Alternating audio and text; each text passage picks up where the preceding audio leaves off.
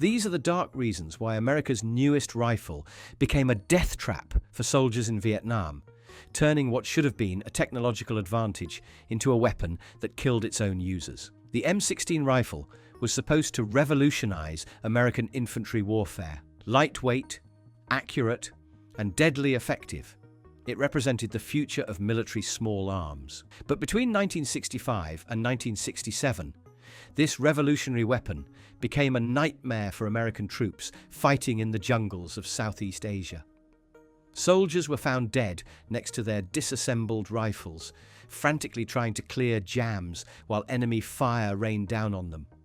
Marines were so desperate they abandoned their issued weapons for captured AK-47s. The rifle that was meant to save American lives was instead contributing to their deaths. To understand how this catastrophe unfolded, we need to meet the man behind the original design. Eugene Stoner was born in 1922, and when the Depression hit, there wasn't enough money for college, so he went to work as a machinist for Vega Aircraft Company. During World War II, he enlisted in the Marine Corps as an aviation ordnance specialist and served in the South Pacific and northern China. This experience with both aircraft manufacturing and military service would prove crucial to his later innovations. When Stoner returned from the war, he brought with him a revolutionary idea. Traditional rifles had always been made of wood and steel, heavy materials that reflected centuries of gun-making tradition. But Stoner drew from his aircraft industry background, incorporating lightweight aluminum alloys and fiberglass instead. In 1954, Fairchild Airplane and Engine Company created its Armalite division specifically to design and produce firearms, and Stoner became their star designer. His first major creation was the AR-10, completed in 1955. This was the first rifle of its kind, utilizing materials that had never before been incorporated into military small arms. The AR-10 was followed by the scaled-down AR-15, designed around a smaller, high-velocity cartridge. The rifle was a marvel of engineering, lightweight, accurate, and capable of delivering devastating firepower with minimal recoil. The AR-15's first real test came in May 1962, when the Air Force purchased 8,500 rifles from Colt, which had bought the production rights from Armalite. Air Force security personnel were impressed with the weapon's performance. General Curtis LeMay, the Air Force Vice Chief, became a strong supporter of the rifle.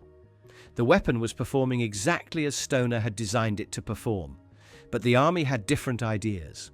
The Army Ordnance Corps was small-time, insular, and old-fashioned. They had their own rifle, the heavy, powerful M16, and they weren't interested in some lightweight plastic toy designed by an aircraft company. When the AR-15 was submitted for Army testing, something suspicious happened.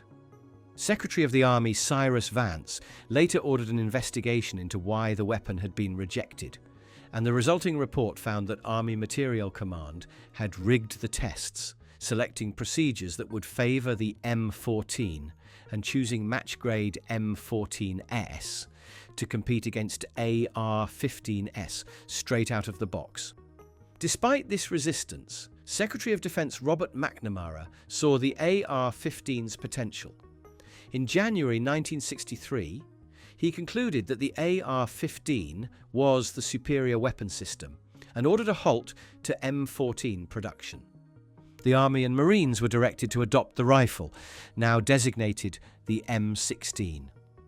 By 1966, more than 419,000 rifles had been ordered. But here's where the story takes its darkest turn. Between the successful Air Force trials and mass production for Vietnam, the Army made several critical changes to Stoner's design. These weren't improvements, they were sabotage, whether intentional or through criminal negligence. First, they changed the propellant. Stoner had developed the rifle using DuPont's IMR 4475 stick powder, which burned clean and at the proper pressure. In 1964, the Army switched to Olin Matheson's WC 846 ball powder without conducting proper testing. This powder burned much dirtier, creating more fouling, and generated higher chamber pressure than the rifle was designed to handle. The numbers tell the story. Frankfurt Arsenal found that the M16 with stick powder had 3.2 malfunctions and 0.75 stoppages per 1,000 rounds. The same rifles loaded with the Army's ball powder faced 18.5 malfunctions and 5.2 stoppages per 1,000 rounds, a failure rate almost 6 times higher. Colt, the manufacturer, wasn't silent about this problem. In November 1965, the same month that troops would face combat in the Battle of Ia Drang, Colt tested several rifles and concluded that while none were likely to malfunction using stick powder, about half were likely to fail using ball powder. The report from Colt was sent to the Army and ignored. Second, despite recommendations from Stoner, Armalite and Colt, the Army refused to chrome plate the rifle's chamber and bore. Chrome plating would have prevented corrosion and made the rifle easier to clean, crucial factors in the humid, dirty environment of Vietnam. But chrome plating cost money, and the Army decided to save a few dollars per rifle. Third, and perhaps most incredibly, the rifles were shipped to Vietnam without cleaning kits, without lubricants, and without proper maintenance manuals. Soldiers were often misled into believing that the rifle was self-cleaning. The Army stated in the manual that an occasional cleaning will keep the weapon functioning indefinitely. That was criminally incompetent wording. The consequences were immediate and deadly. The first widespread deployment began in 1966, and reports of failures started pouring in almost immediately. In October 1966, the commanding officer of the 1st Battalion, 2nd Infantry, 1st Infantry Division, reported that his troops had many problems with the new M16E1 rifles to the extent that confidence has been degraded. Units in the field were reporting failure rates of up to 30%, automatically reducing the number of infantrymen with working rifles to nearly combat ineffective levels. In 1967, approximately 80% of the 1,585 troops surveyed said they'd experienced stoppage issues while fighting with the M16 rifle. The human cost was staggering. As one Marine told Time magazine in 1967, "We left with 72 men in our platoon and came back with 19. Believe it or not, you know what killed most of us? Our own rifle. Practically every one of our dead was found with his M16 torn down next to him, where he had been trying to fix it." Another Marine from New Jersey told the New York Times, "Do you know what killed most of us?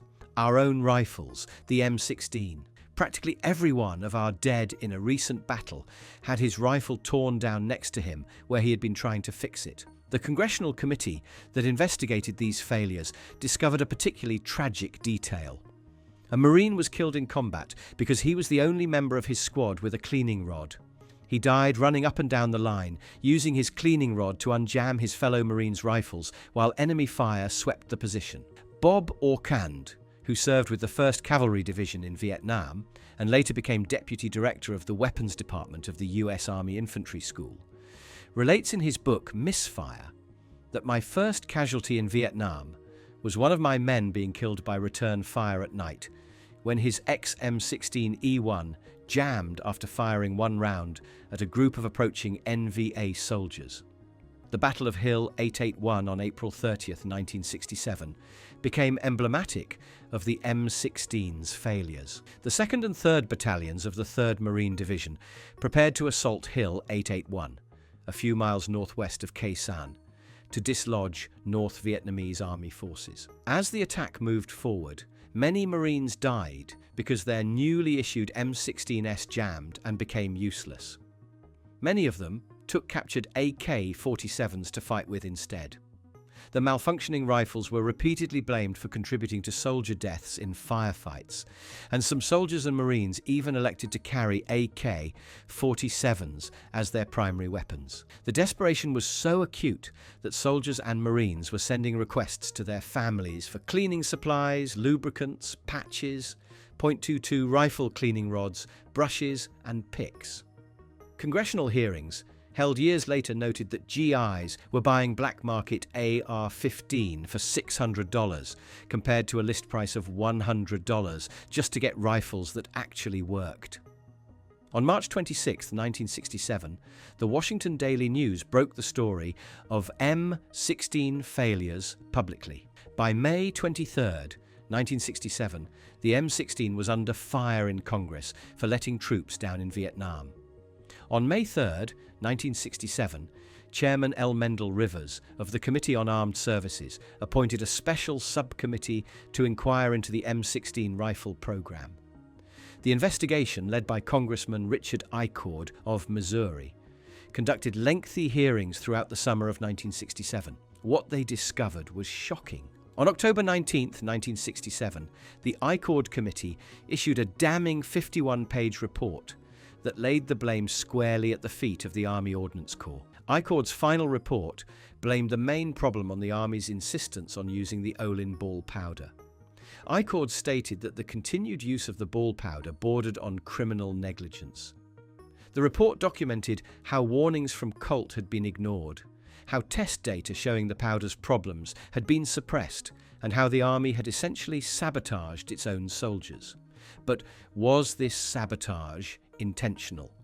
Some believe it was. The theory goes that the Ordnance Corps decided to engage in what was essentially industrial sabotage.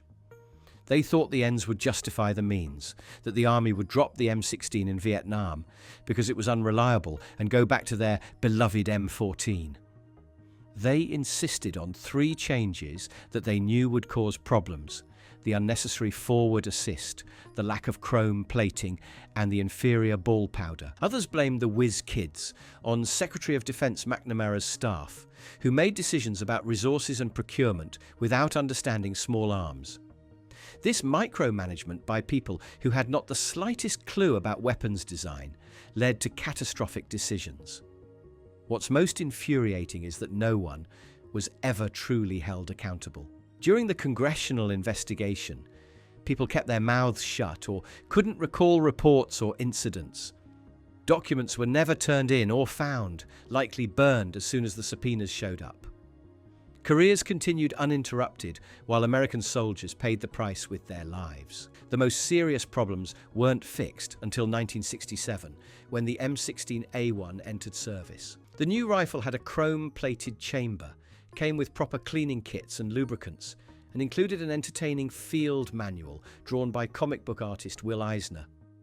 The manual was called the M16A1 Rifle Operation and Preventative Maintenance, and its first chapter was titled How to Strip Your Baby. Eisner's comic book approach finally taught soldiers how to properly maintain their weapons. By 1970, the new M16A1 had replaced the older ex-M16E1 rifles, and the weapon's reliability problems largely disappeared. Ironically, in March 1970, the President's Blue Ribbon Defense Panel concluded that the issuance of the corrected M16 saved the lives of 20,000 US servicemen during the Vietnam War, who would have otherwise died had the M14 remained in service. But it had taken 4 years for the rifle to become as reliable as originally advertised. 4 years during which more than 40,000 American soldiers were killed by hostile fire, and more than 250,000 were wounded, many of them equipped with rifles that their superiors knew would fail when put to the test. The effect on troop morale was catastrophic, and bitterness against the M16 lasted for decades. The M16 went on to become the longest-serving rifle in US military history, ultimately proving Eugene Stoner's original design concepts. But its troubled start remains a cautionary tale of how bureaucratic incompetence, institutional pride, and criminal negligence can turn a technological advantage into a death trap. The dark reasons the M16 got American soldiers killed weren't flaws in Stoner's brilliant design. They were flaws in a system that put politics and cost-cutting ahead of the lives of the men who had to pull the trigger when it mattered most.